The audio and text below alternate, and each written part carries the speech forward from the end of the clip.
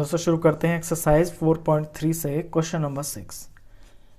If the work done by a body on application of a constant force is directly proportional to the distance travelled by the body. इसमें कहता है कि अगर work done यानी किसी body के ऊपर कोई काम होना on application of a constant force, उसके ऊपर कोई धक्का मारने से, is directly proportional to the distance travelled by the body, और ये चीज़ distance travelled by the body के डायरेक्टली प्रोपोर्शनल होती है। इसका मतलब ये है जैसे कि आप किसी पत्थर पे धक्का मारते हैं तो जितना आपका कांस्टेंट फोर्स होगा ना, वो जो पत्थर है आपका वो उतना ही मूव होगा। यानी आपने कम धक्का मारा तो पत्थर कम मूव होगा, कम डिस्टेंस पे मूव होगा। अगर आपका धक्का ज़्यादा है तो वो दूर तक जाएगा। ये है इस बात का मतलब। डायरेक्टली प्रोपोर्शनल का मतलब है जैसी आपकी मेहनत होगी आपका काम भी उसी तरह का होगा। Express this in the form of an equation. इस चीज़ को एक इक्वेशन में एक्सप्रेस कीजिए इन 2 वेरिएबल्स, जिसमें 2 वेरिएबल्स हों, and draw the graph of the same, और उसका आप ग्राफ भी बनाइए by taking the constant force as 5 units. Constant force को आपको 5 यूनिट्स लेना है। Also read from the graph the work done when the distance traveled by the body is 2 units and 0 units। और ग्राफ से ही देख के ये बताइए कि आपका काम कितना हुआ जब आपका डिस्टेंस ट्रैवल 2 यूनिट किया और जब आपका डिस्टेंस ट्रैवल 0 यूनिट किया। तो ये क्वेश्चन था। देखिए इसमें मैं आपको 2 बातें बताना चाहूँगा कि जब भी वर्क डन होता है ना, कोई काम कब माना जाता है कि हो गया, जब उसकी कोई वैल्यू आए। वर्क डन होता है आपका constant force into distance travelled.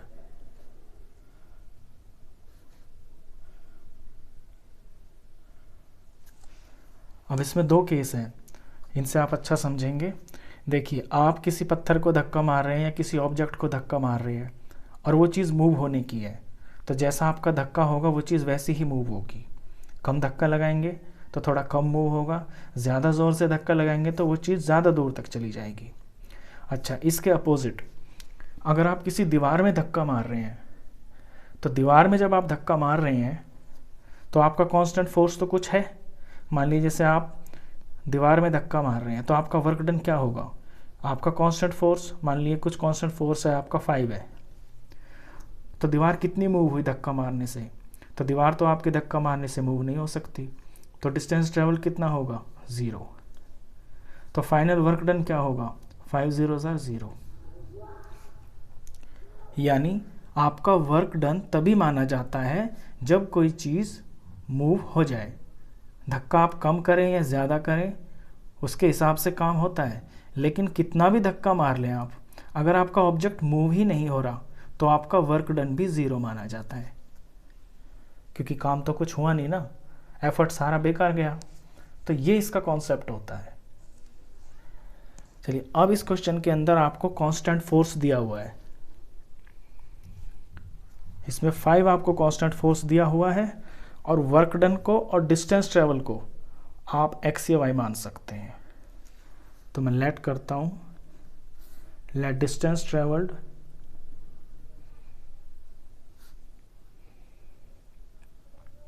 is equal to x and work done is equal to y।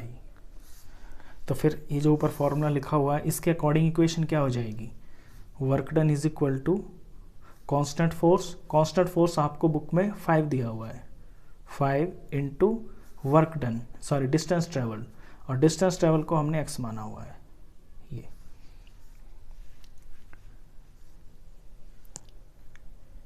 तो y is equal to 5x, ये आपकी इक्वेशन बन गई। बिल्कुल सिंपल सी इक्वेशन आई है ये। अब इस इक्वेशन से आपको ग्राफ बनाना है, ग्राफ बनाना है, वैल्यूज पुट करनी है, और उसमें आपको ये भी बताना है कि जब 2 यूनिट का डिस्टेंस ट्रेवल होगा, यानी आपका डिस्टेंस ट्रेवल जब 2 यूनिट्स का होगा तो वर्क डन कितना होगा, और जब 0 होगा आपका डिस्टेंस ट्रेवल तो वर्क डन कितना होगा। तो मैं जो ग्राफ है ना वो भी इन्हीं वैल्यूज़ को लेके बना लेता हूँ। तो इससे मेरे दो काम होंगे, एक तो मेरा ग्राफ बन जाएगा और मुझे अपना आंसर भी मिल जाएगा। ये मेरे एक्स और ये वाई। तो डिस्टेंस ट्रेवल पूछा है आपका 2 यूनिट और 0 यूनिट पे, तो एक्स की जगह मैं 2 और 0 ले लूँगा और इन्हीं वैल्यूज से मैं ग्राफ बना लूँगा। तो चलिए पहले लेते हैं 2 को। When x is equal to 2, तो y कितना आएगा 5 इंटू 2, यानी y आ गया 10, तो y 10 आ गया। When x is equal to 0,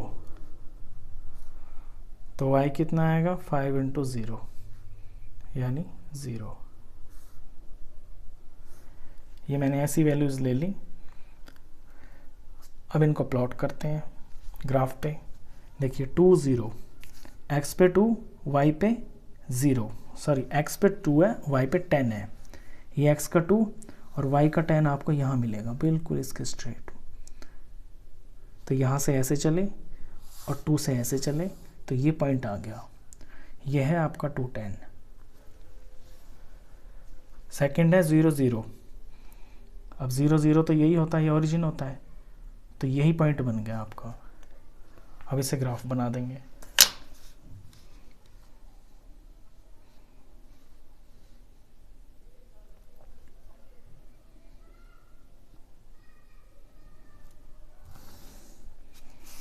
ये मैंने ग्राफ बना दिया, इसके ऊपर इसकी इक्वेशन लिख देंगे, y is equal to 5x। अब इसमें आपसे क्वेश्चन पूछे थे ना, जो क्वेश्चन पूछे थे उन्हीं के जान पूछ के मैंने वैल्यूज़ रख ली हैं ताकि मुझे डबल एफर्ट ना करना पड़े। तो डायरेक्ट मेरे यहाँ से आंसर भी आ गए हैं। देखिए ये आ गए हैं।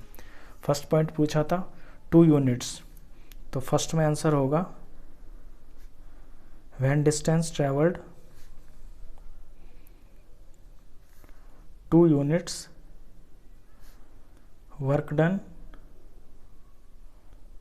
इज इक्वल टू, जब आपका डिस्टेंस 2 है और y पे आपका वर्क डन है, तो ग्राफ से ही पता चल रहा है ना, ये रहा, ये 2 आपका डिस्टेंस ट्रेवल और y पे है आपका वर्क डन, तो वर्क डन कितना आ रहा है 10 आ रहा है, तो work done is equal to 10 units.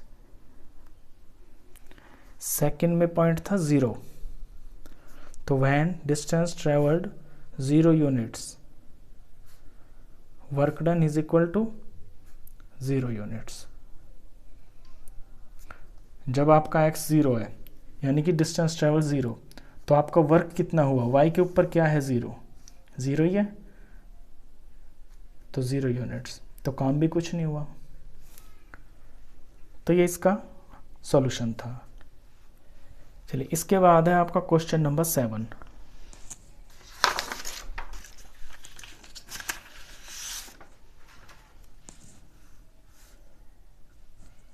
Question 7 में भी आपको ग्राफ बनाना है। क्वेश्चन पढ़ते हैं पहले। Yamini and Fatima, 2 students of class 9 of school, together contributed ₹100 towards the prime minister relief fund to help the earthquake victims. Yamini और फातिमा 2 स्टूडेंट हैं क्लास 9th की। उन दोनों ने मिलकर 100 रुपये इकट्ठे किए प्राइम मिनिस्टर रिलीफ फंड में डोनेट करने के लिए, जो अर्थक्वेक विक्टिम्स को हेल्प करता है। Write a linear equation which satisfy this data. एक लीनियर इक्वेशन बनाइए जो इस डाटा को सेटिस्फाई करे। You may take their contributions as ₹X and ₹Y। आप इनके कंट्रीब्यूशन को ₹X और ₹Y मान सकते हैं। Draw the graph of the same, और इसका आपको ग्राफ भी बनाना है। तो यामिनी और फातिमा के कंट्रीब्यूशन को XY मान लेते हैं। तो late Yamini's contribution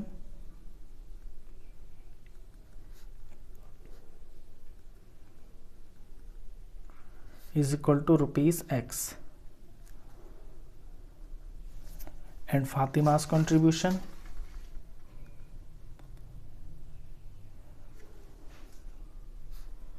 is equal to ₹Y। अब ये दोनों मिलके 100 रुपये इकट्ठा कर रही है ना, तो टोटल कंट्रीब्यूशन 100 है, तो यहाँ लिखेंगे टोटल कंट्रीब्यूशन आपका गिवन है ₹100। तो इक्वेशन बनती है ये यामिनी का कंट्रीब्यूशन, ये फातिमा का कंट्रीब्यूशन, और दोनों ने मिलके 100 रुपये इकट्ठे किए। तो ये आपकी इक्वेशन बन गई। अब इस इक्वेशन से आपको ग्राफ बनाना है। तो ग्राफ बनाने के लिए आपको 2 वैल्यूज़ निकालनी पड़ेंगी जिन्हें प्लॉट करना होगा ग्राफ पे। अब देखिए जैसी हमारी वैल्यूज़ होती है ना, उसके अकॉर्डिंग से ना हम स्केल ले लेते हैं।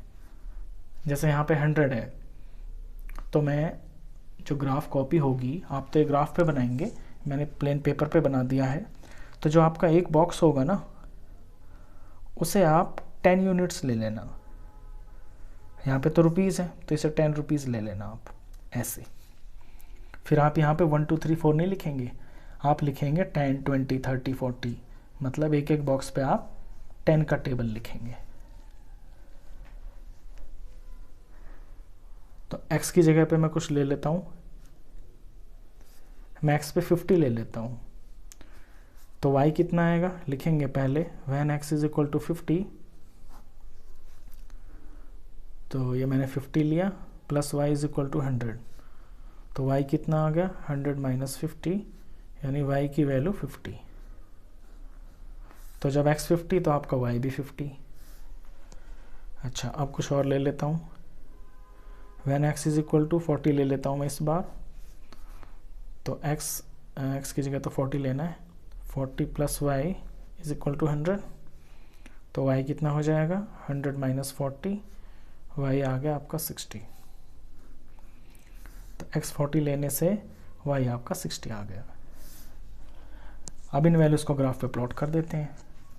देखिए पहली है आपकी 50-50, तो x पे 50 और y पे भी 50।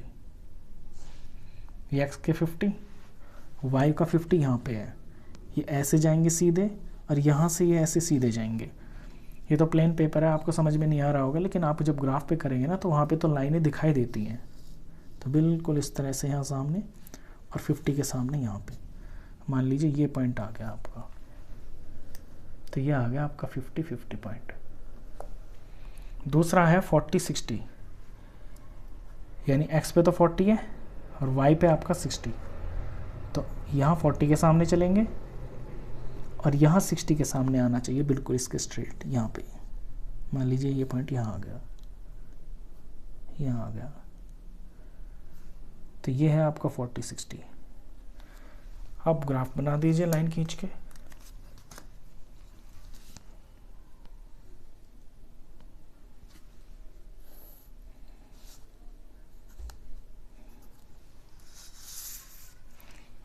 इसके ऊपर इक्वेशन का नाम लिख दीजिए, x plus y is equal to 100। ये इसका ग्राफ बन गया। चलिए इसी तरह का आपका 8th क्वेश्चन भी है।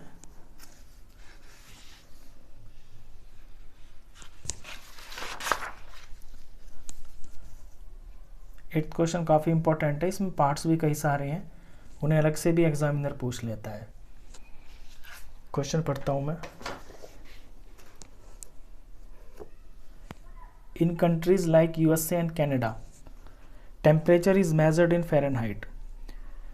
USA और कनाडा में ना टेम्परेचर को फ़ारेनहाइट पे नापा जाता है। अपने यहाँ तो आपने सिर्फ सेल्सियस और सेल्सियस ही सुना होगा, कितने डिग्री सेल्सियस, लेकिन वहाँ पे फ़ारेनहाइट में नापते हैं। Whereas in countries like India, it is measured in Celsius.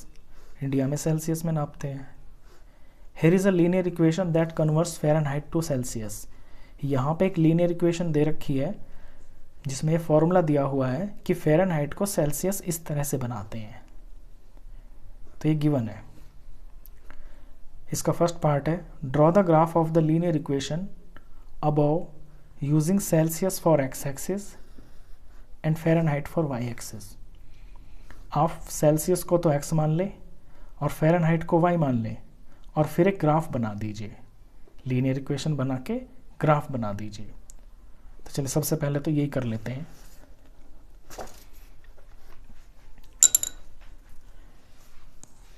देखिए फ़ारेनहाइट को मान लेते हैं, बुक में लिखा हुआ है ये, सेल्सियस को एक्स एक्सिस और फ़ारेनहाइट को मान लेते हैं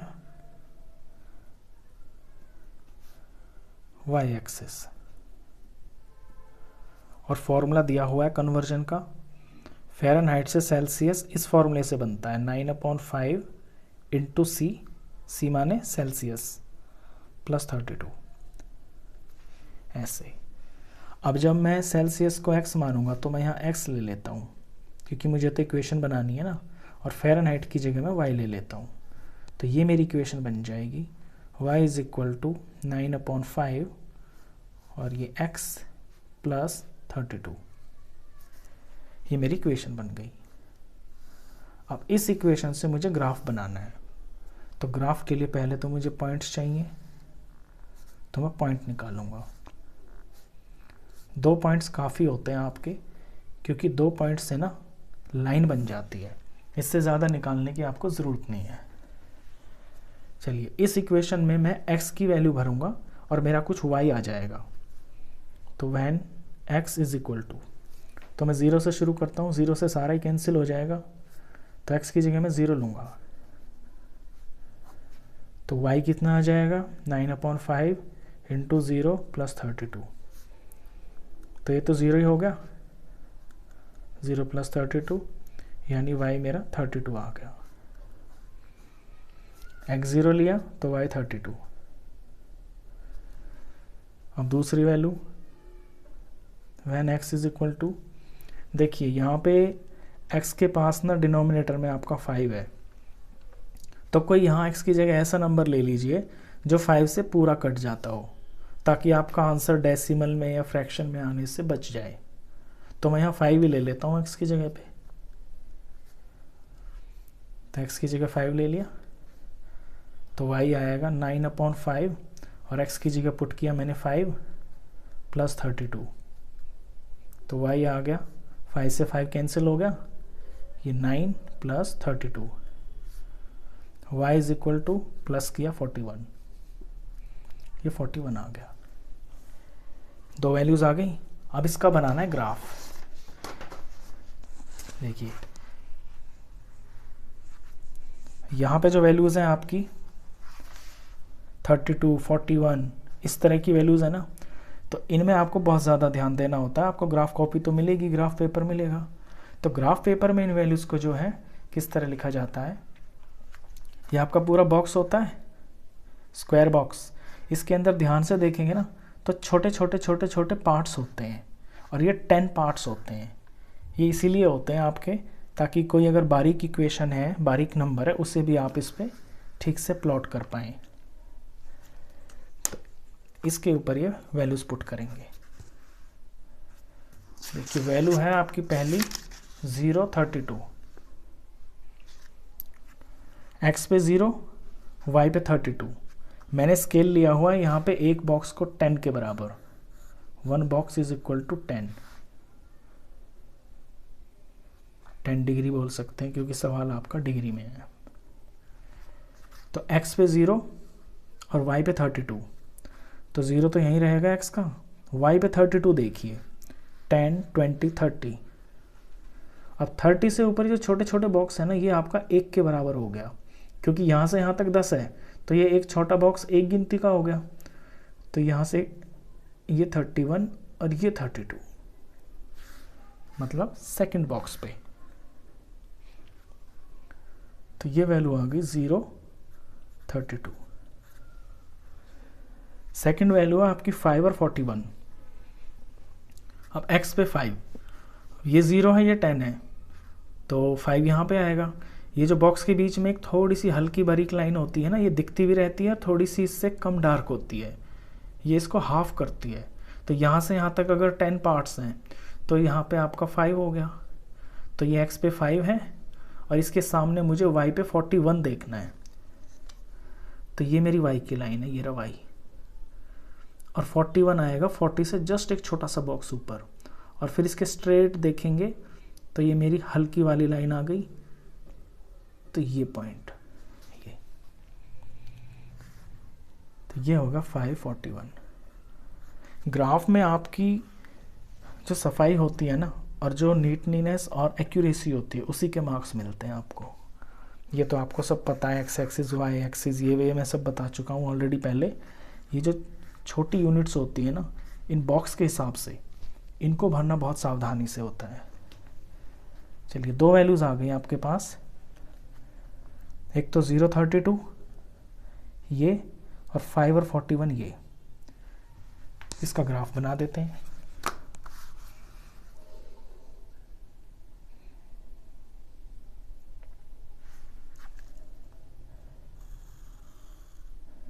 ये बन गया ग्राफ।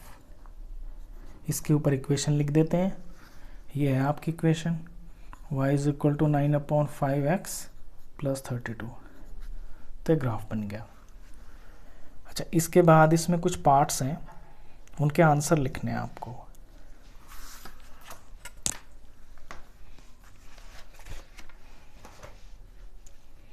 फर्स्ट पार्ट में कहता है if the temperature is 30 degree Celsius what is the temperature in Fahrenheit. अगर 30 डिग्री सेल्सियस है तो फिर वो फ़ारेनहाइट पे कितना होगा। 2 तरह के थर्मोमीटर होते हैं आपके, एक होता है सेल्सियस, मान लीजिए ये सेल्सियस है, ये आपका फ़ारेनहाइट है। अगर किसी टेम्परेचर को हम सेल्सियस पे नापते हैं और इस पे रीडिंग आती है 30 डिग्री, तो उसी चीज़ को जब हम फ़ारेनहाइट पे नापेंगे तो उसकी रीडिंग कितनी होगी, ये पूछा है। तो फॉर्मूला तो है ही हमारे पास, तो पहले तो फॉर्मूला लिखेंगे फर्स्ट पार्ट के लिए। Fahrenheit is equal to 9/5C plus 32। अब हमें दिया हुआ है सेल्सियस 30 डिग्री, तो अपने सेल्सियस में 30 भर लेंगे, यहाँ पे 30 डिग्री भर लेंगे, 30 डिग्री प्लस 32। अब इसे सॉल्व करते हैं। 30 से कट गया, 6 आ गया, 6 9 ज़ा 54 और प्लस 32। इन्हें प्लस किया तो 86 वैल्यू आ गई एफ की। तो हम इसे ऐसे लिख सकते हैं कि आपका 30 degree Celsius, therefore 30 degree Celsius is equal to 86 degree Fahrenheit. 30 degree का C 86 F के बराबर होगा। चलिए सेकंड पार्ट देखते हैं इसका, सॉरी थर्ड पार्ट है। If the temperature is 95 degree F, अगर फ़ारेनहाइट पे आपका 95 है तो what is the temperature in Celsius, तो वो सेल्सियस में कितना होगा। तो यही फॉर्मूला लगेगा। सबसे पहले तो फॉर्मूला लिख लेते हैं, F is equal to 9/5C plus 32। अब की बार हमें F दिया है ना, तो F की जगह पे 95 लिख लेंगे, is equal to 9/5C plus 32।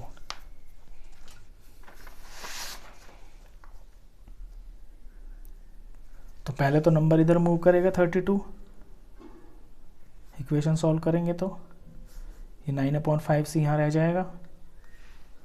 इन्हें सॉल्व किया तो 63 आ गया, इज इक्वल टू 9/5C। अब अपने C को अकेला छोड़ना है, तो 63 के पास ये 9 यहाँ पे तो मल्टीप्लाई में है, यहाँ डिवाइड में आ जाएगा, 5 डिवाइड में है, यहाँ आपका मल्टीप्लाई में आ जाएगा। तो ये 9 से कट रहा है 63, 9 1 ज़र 9 7 ज़र, तो ये आ गया 35। C की वैल्यू 35। तो इसे आप कैसे लिखेंगे, देयरफॉर जब आपका 95 डिग्री F होगा तो वो 35 डिग्री C के बराबर होगा। ये है इसका आंसर। ये सेकंड पार्ट था। इसका थर्ड पार्ट, ये आपका सेकंड पार्ट था एक्चुअली, और ये था आपका थर्ड पार्ट। फर्स्ट पार्ट में तो आपका ग्राफ था, वो हम बना चुके हैं ऑलरेडी। अब फोर्थ पार्ट आएगा। फोर्थ पढ़ते हैं। If the temperature is 0 degree C, what is the temperature in Fahrenheit? And if the temperature is 0 degree F, what is the temperature in Celsius? यानी अब देख एक दूसरे का उल्टा पूछ लिया कि अगर C पे 0 है तो F पे कितना होगा, अगर F पे 0 है तो C कितना होगा। तो फॉर्मूला तो वही है A की, उससे ही करना है। ऐसे लिखेंगे ये फोर्थ का पार्ट, व्हेन 0 डिग्री C, जब 0 डिग्री C है तो फॉर्मूला है F is equal to 9/5C plus 32। अब C की जगह 0 भर दीजिए, F आ जाएगा आपका।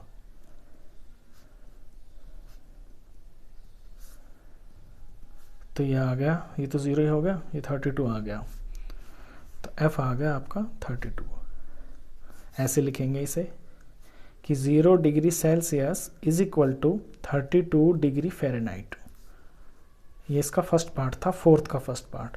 इसी में ये भी पूछा है कि जब आपका 0 डिग्री F हो तो फिर C कितना होगा।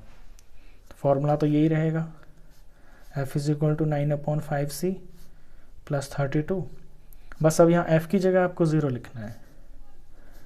0 is equal to 9/5C plus 32। अगले स्टेप में 32 इधर चला जाएगा, माइनस हो जाएगा, यहाँ 9/5 रह जाएगा और ये C। उससे नेक्स्ट में ये C के पास 9 नीचे आ जाएगा, यहाँ ये नीचे है, ये ऊपर आ जाएगा। तो C की वैल्यू आ जाएगी आपकी 32 5 is 160, तो 160 माइनस का और अपॉन 9। अब इसे डिवाइड करना पड़ेगा तो आपका आंसर आएगा। 160 को 9 से डिवाइड किया, 9 1 ज़ा 9, ये 7 ऊपर से 0, 7 9 ज़ा 63, 7 आ गया, पॉइंट लगा के 0 लगा लिया, ये फिर आपका 7 पे जा रहा है, 7 9 ज़ा 63, फिर आपका 7 आ गया, 0 लगा लिया, फिर से आपका 7 पे चला गया। तो अब ये ख़त्म ही नहीं होगा, ये बार बार आ रहा है, यानी 17.77 इसे हम लिख सकते हैं। अगर राउंड ऑफ करें तो 77 का 80 बन जाएगा और 80 की जगह 8 लिख सकते हैं हम खाली ये। तो आंसर आया कि जब आपका 0 डिग्री F होता है तो C पे उसकी वैल्यू होती है 17.8 डिग्री। ये इसका था। अच्छा, फिफ्थ पार्ट और है।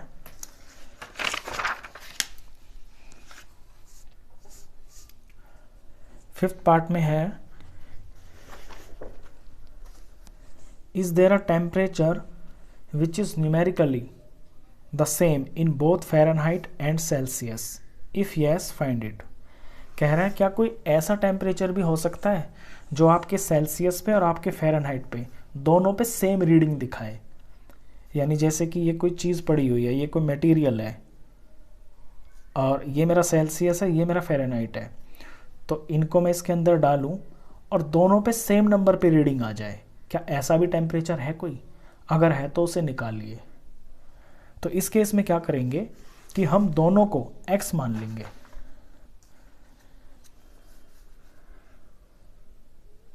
कि let C is equal to x and F is equal to x, क्योंकि हमें सेम देखना है ना दोनों पे। फिर लिखेंगे अपना formula, F is equal to 9/FC plus 32। अब F और C दोनों की जगह पे हम x लगा लेंगे। x is equal to 9/5x plus 32। अब x की यहाँ से वैल्यू निकालनी है, क्योंकि x वो टेम्परेचर है जो हमें पता चलाना है। तो ये 9/5 इधर आ जाएगा माइनस में और इधर रह जाएगा आपका 32। इन्हें सॉल्व करें तो 5x ज़र 5x माइनस 9x अपॉन में 5 इज इक्वल टू 32। यहाँ ऊपर माइनस 4x आ गया, नीचे 5 आ गया, is equal to 32। Next step में x को अकेला छोड़ेंगे, यहाँ 32, तो जो -4 है ये आ जाएगा आपका नीचे और जो 5 है ये चला जाएगा आपका ऊपर। ऊपर वैल्यू बन जाएगी आपकी x इज इक्वल टू 160, नीचे है 4 और क्योंकि माइनस में है तो मैं ऊपर माइनस लगा लूँगा। और जब इसे सॉल्व करेंगे ना आप, 160 को 4 से डिवाइड करेंगे तो 40 आएगा और माइनस का माइनस, तो x की वैल्यू -40 आ जाती है। तो इसका मतलब ये होता है कि -40 डिग्री C के ऊपर आपका -40 डिग्री F होता है। यानी -40 डिग्री ऐसा टेम्परेचर है जिसे आप सेल्सियस से नापेंगे तो भी रीडिंग दिखाएगा वहीं पे -40 पे ही, और फ़ारेनहाइट पे भी -40 ही दिखाएगा। तो ये इसका आंसर था। तो आपकी एक्सरसाइज 4.3 कंप्लीट हो गई है। ये काफ़ी इंपॉर्टेंट क्वेश्चंस थे, ये बहुत इंपॉर्टेंट है, एग्ज़ाम में ज़रूर पूछे जाते हैं। आई होप आपको ये सारे अच्छे से समझ में आ गए होंगे। वीडियो अगर अच्छा लगा हो तो प्लीज़ इसे लाइक कर देना, फ्रेंड्स में, क्लासमेट्स में शेयर कर देना, और 9th क्लास का कंप्लीट मैथ्स पढ़ने के लिए आप इस चैनल को भी सब्सक्राइब कर देना। Thank you.